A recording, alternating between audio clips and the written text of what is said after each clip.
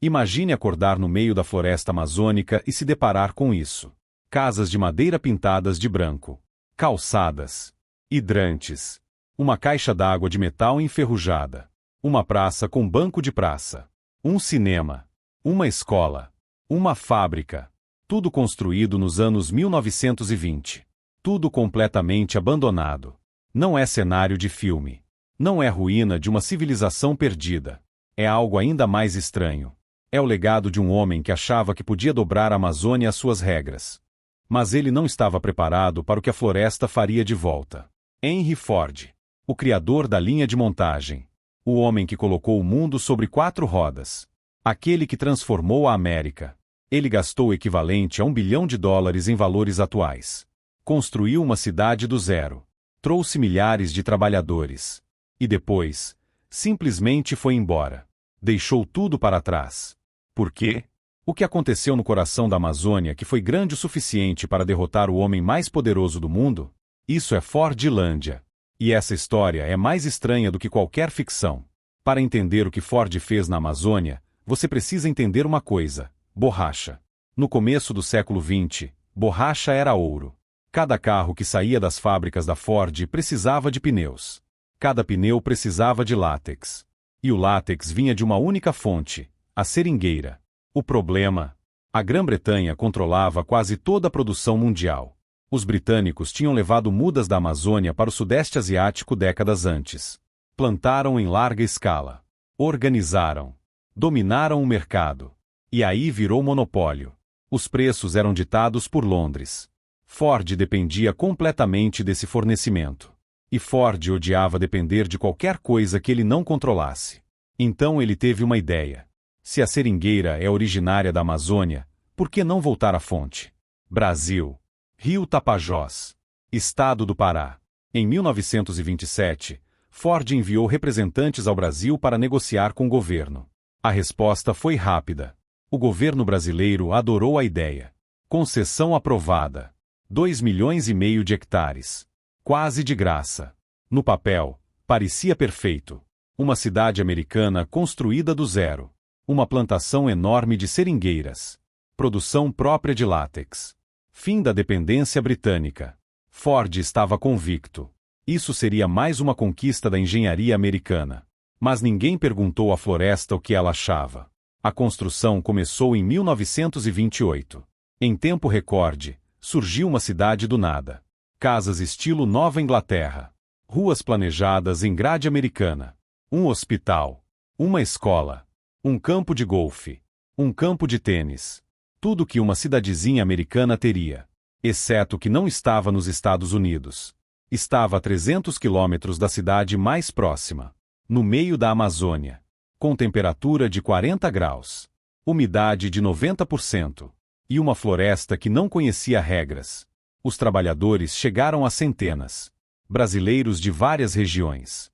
Muitos vindos do Nordeste, fugindo da seca. Atraídos pelo salário, pela promessa de estabilidade. E foi aí que começou o conflito. Porque Ford não mandou só arquitetos e engenheiros para o Brasil. Ele mandou as regras. Regra número 1. Proibição total de álcool. Ford era um puritano convicto. Nada de cachaça. Nada de cerveja. Nada de qualquer coisa que remontasse ao que ele considerava vício. Nos arredores de Fordlândia, surgiram barracos clandestinos do outro lado do rio, chamados de Ilha do Prazer, só para os trabalhadores conseguirem beber em paz. Regra número 2. Dieta americana obrigatória. O refeitório de Fordlândia servia hambúrguer, espinafre, pêssego em calda, farinha de aveia. Tudo importado. Tudo processado. Para trabalhadores brasileiros acostumados a arroz, feijão, peixe fresco do rio. Regra número 3. O relógio de ponto. Na linha de montagem de Detroit, fazia sentido. Mas na Amazônia, Ford impôs o mesmo sistema. Turnos fixos. Cartão de ponto. Pausa controlada. Tudo no ritmo de uma fábrica americana. Só que o calor amazônico não segue escala de trabalho. O horário mais quente do dia era exatamente o horário em que os gerentes americanos exigiam que os trabalhadores estivessem nos campos. A tensão foi crescendo. Semana após semana. Mês após mês. Até que em dezembro de 1930, ela explodiu. A revolta das panelas. Tudo começou no refeitório. Um trabalhador recusou o prato de espinafre. Outro jogou a bandeja no chão. Em minutos, o refeitório virou caos. Trabalhadores destruíram equipamentos. Quebraram os relógios de ponto.